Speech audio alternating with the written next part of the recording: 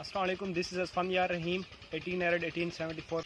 Today I am here to perform a practical about floral structure and selfing and crossing in Zea maize crop, which belongs to Poaceae family or Grassi family. The chromosome number of maize is 20. It is naturally cross-pollinated plant. 95% pollination is cross-pollination, which is recorded, and recorded 5%. And recorded about 5% pollination is self-pollination. 95% cross-pollination permits high degree of genetic variation in maize plant. It is a monoecious plant. It means that it has different male and female inflorescence. That part is called female inflorescence, and that is male inflorescence. The male part is called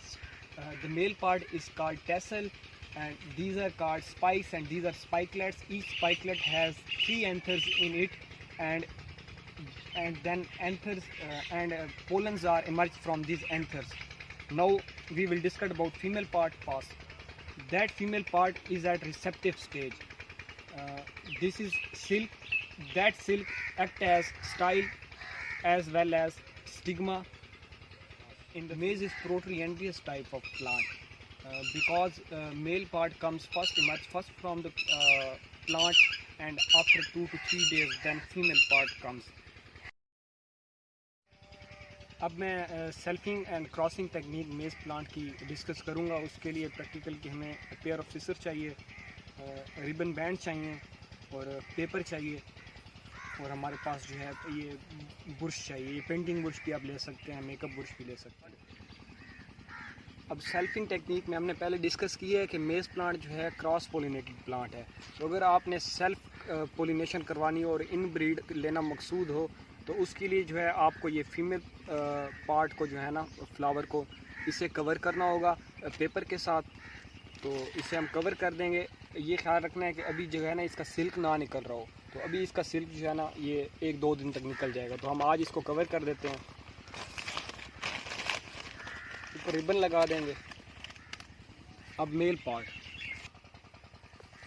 male part को है हमने इसी तरह जिस तरह female part को हमने cover कर दिया है, ताकि इसके ऊपर कोई पोलन्स ना गिरने, कंटेमिनेशन ना हो, क्योंकि हमने सेल्फ पोलिनेशन करवानी है. तो मेल पार्ट को भी हम जो है कवर कर देंगे.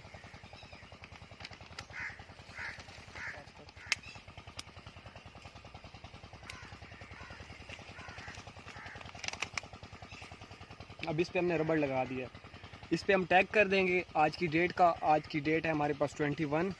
तो अगली बार जब आप आएंगे तो हम इस पे जो है इसके पोलन्स को जो है वहाँ बैग को शिफ्टिंग कर देंगे. तो कल मिलते हैं. अस्सलाम वालेकुम. तो आज हम आए हैं, कल भी हम आए थे, लेकिन हमने चेक किया था सिल्क नहीं निकला था इसका. तो अभी हम चेक करते हैं कि इसका सिल्क जो है वो आ चुका है कि नहीं है. उम्मीद है आ चुका होगा. अब हम फीमेल पार्ट को ओपन करते हैं. तो ये हमारा पोलिनेशन के लिए रेडी है. इसका सिल्क बिल्कुल अच्छी तरह आ चुका है ना. तो ये फुली रिसेप्टिव है पोलन को रिसीव करने के लिए. तो हम अपने जो हमने कलेक्शन के लिए पेपर लगा दिया था रबड़ को, पोलन जज करेंगे हम. जज करने से क्या होगा कि हमारे पास जितने भी पोलन्स हैं ना वो सारे पेपर के अंदर आ जाएंगे.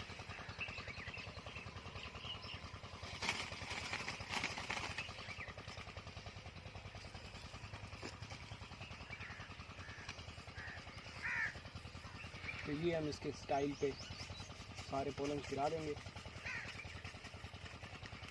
गिरा के और इसी पेपर को जो है ना यहाँ पे रबड़ कर देंगे.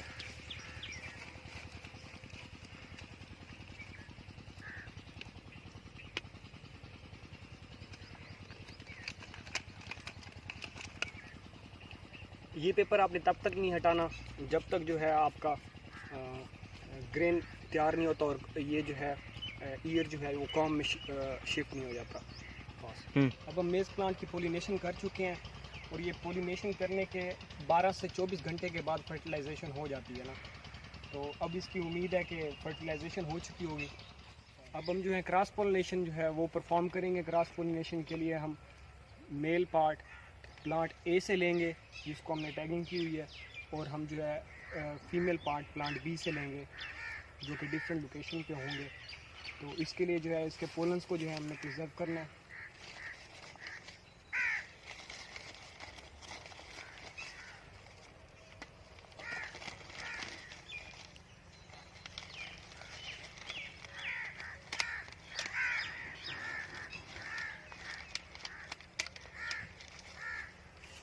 इसी तरह जो है प्लांट बी का हमने फीमेल पार्ट जो है उसे पेपर से कवर कर दिए ताकि किसी और प्लांट का जो है वो या इस प्लांट के पोलन्स जो हैं वो इस पे ना गिरें।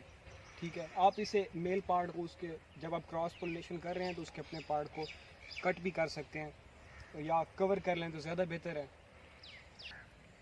अब हम चलते हैं अपने मेल प्लांट पार्ट ए की तरफ, जिसके हमने एंथर जो है वो प्लांट बी के फीमेल पार्ट पे जो है वो डालने हैं।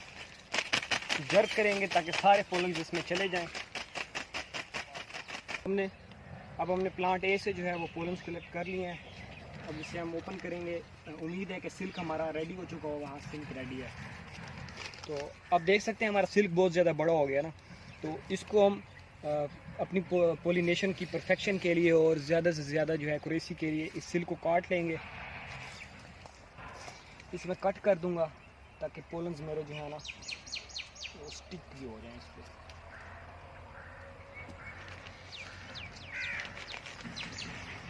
तो पोलन्स इन पे लगा देंगे और इसी पेपर को इसके ऊपर डाल देंगे। इसको रबड़ कर देंगे। हमने रबड़ कर दिया।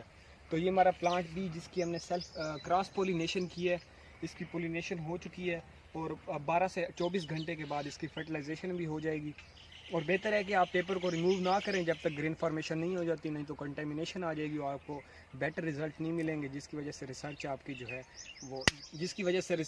जो है वो एक्यूरेट नहीं होगी और रिज़ल्ट एक्यूरेट नहीं मिलेंगे।